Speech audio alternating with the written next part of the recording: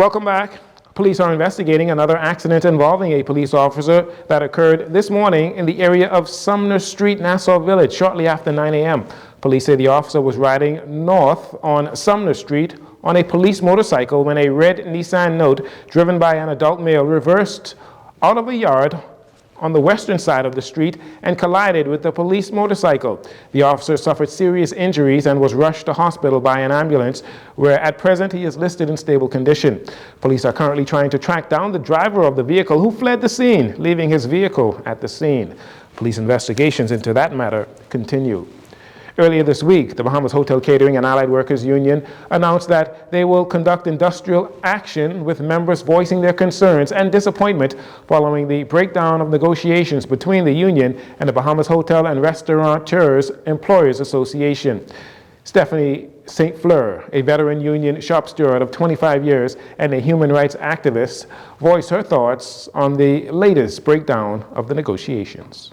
I feel very disappointed, and I've been a part of the hotel industry for 25 years. Every single one of us who work in the hotel, especially those of us in the tipping field, we are the heart of the hotel. We see year after year after year how the hotel glowed abroad their prosperity, and they're meeting their budgets every year and exceeding their budgets every year. And to see that, the union negotiated in good faith. The only thing that was left to do was just sign.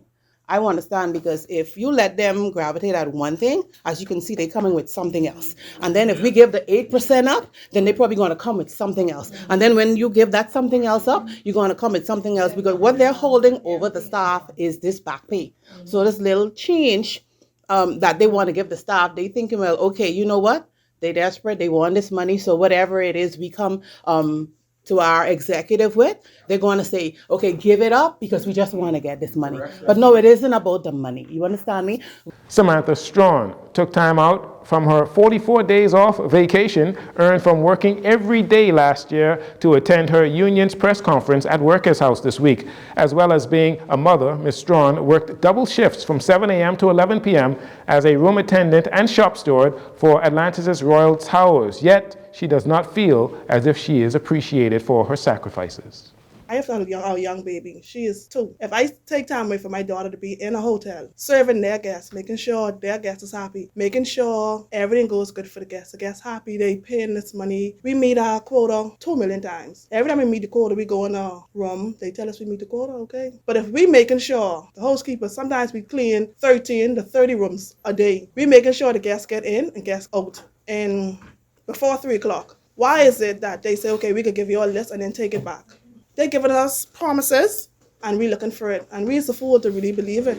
But we still, when they tell us they ain't giving us, we still go to work because of the guests. So if they making extra money, they reach over their quota, why is it that they can't give it to us? Ain't like we ain't making the money.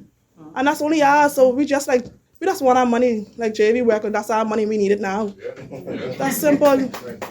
When asked about the president of the Bahamas Hotel and Restaurateurs Employers Association, Russell Miller, expressing his disappointment with the union taking action, having been under the impression that the negotiations were going well, Hotel Union President Darren Wood said disappointments are a part of life.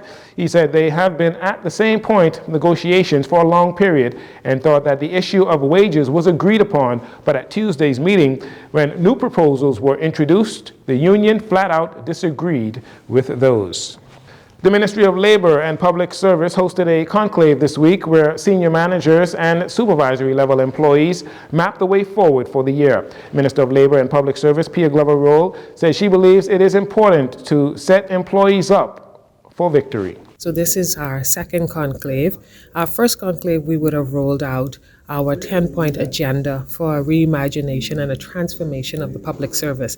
I'm happy to say that all 10 points on our agenda are either progressing, some are completed, and that means that we're on a good trajectory for this transformation. Today, we will give a report on where we are, set the course on where we need to be, prepare for some change management because many of the points have been implemented as already, and that will require some change management. You will also hear a number of new initiatives being rolled out, specifically around digitalization of the Ministry of Public Service and the Ministry of Labor. We are already at the point now where we can begin the rollout of those exercises.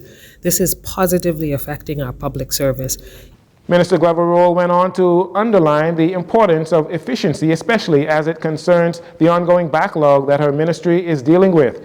She says her ministry is improving the process by putting in place mechanisms to ensure that these types of issues are avoided. Promotions are simultaneously ongoing. There are a number of promotional exercises in the public service. There's something called service-wide, which is clerical based. There are assessments for AS, FAS, and then there's general promotions. All of that is going on simultaneously, which means that practically thousands of public servants have already been promoted, but there's more to come. We have a lot of regularization going on, which means there are employees who have been employed with the public service for, in some instances, decades, and they've not been confirmed in service, which keeps them in limbo. So we've been addressing and fixing that problem. Many public servants have received back pay, and there's more to come. The minister reminded reporters of her 2023-2024 budget communication, where she revealed $6 million will be allocated to promotional exercises, which she anticipates will improve employee morale, which she believes is already on an upward trend. It's interesting because I think based on feedback, based on communications, based on our research, the morale is improving in the public service. The good thing about morale improvement is it equates to productivity improvement, and that's what's important for us, ensuring that our employees are in a good place, which lends to a productive workforce. So the more that we can improve and boost the morale of our employees, the better and more efficient a public service can run, and the public service is responsible for serving the public. And it's important that as we provide promotions and opportunities for upward mobility in the public service, that we see it translate into improved customer service for the citizens of our country who engage public service departments and ministries. The theme for the Ministry of Labor and Public Service Conclave was From Conception to Fruition. Students at the historic Adelaide Primary School will have access to state-of-the-art computers recently donated by the Chinese government. Chinese ambassador to the Bahamas, Jcn made the presentation to the students, teachers, and school administrators. And for me, reaching out to the community and especially to the young people is a top priority. And I really appreciate what Mr. Miller has just said. Education is a passport for your future. That is so true. And so in the spirit of promoting the friendship and educational cooperation between our countries, I would like to present 5 computers, desktop computers, to Adelaide Primary School on behalf of my embassy. I do hope these computers will contribute in a small way to sowing the seeds of interest and commitment from the boys and girls here to study of technology. Vaughn Miller, the Member of Parliament for Golden Isles and the Minister of the Environment, expressed his gratitude and excitement that the school in his constituency was selected by the Chinese embassy. Principal for Adelaide Primary School, Rochelle Coakley, says the new computers will be put to excellent use. Ambassador Dai, I just would like to say thank you on behalf of the students of Adelaide Primary. You may be seated, students.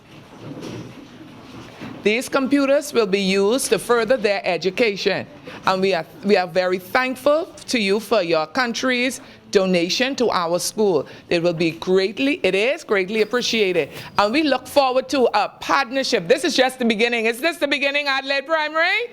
Yes. And you say you're interested in the environment, Minister Miller. Only school, if you notice, it's surrounded by lush green trees. Wetlands all around. It's almost untouched nature, and we're trying to keep it nice and pristine as it is. And so these computers will facilitate our students learning about sustainability, learning about taking care of the environment, and being the best boys and girls to build a better Bahamas. And that's what we're all about, building a better Bahamas. That was Rochelle Coakley, their principal at the Adelaide Primary School. And finally, long-awaited court rulings on the Bahamas Lawn Tennis Association's internal battle for power has come to an end, as the Supreme Court has determined that plaintiffs Ken Kerr and Bajon Ferguson were not members of the Bahamas Lawn Tennis Association, and their case was dismissed. In 2020, Kerr and Ferguson filed an injunction against the BLTA and its newly elected president, Perry Newton, on the grounds that the BLTA acted outside of its constitution. They also questioned the validity and standing of certain members and complained of late notice for the annual general meeting and election of officers. Mr. Newton, who was elected as president in July of 2021, says now that the court battle is over, the BLTA will now move on with its mission to grow and develop tennis in the country. And that'll do it for your JCN Evening News. Once again, I'm Jcn Saunders. Thank you so much for joining us. This segment of the news has been brought to you by Sun Oil Limited.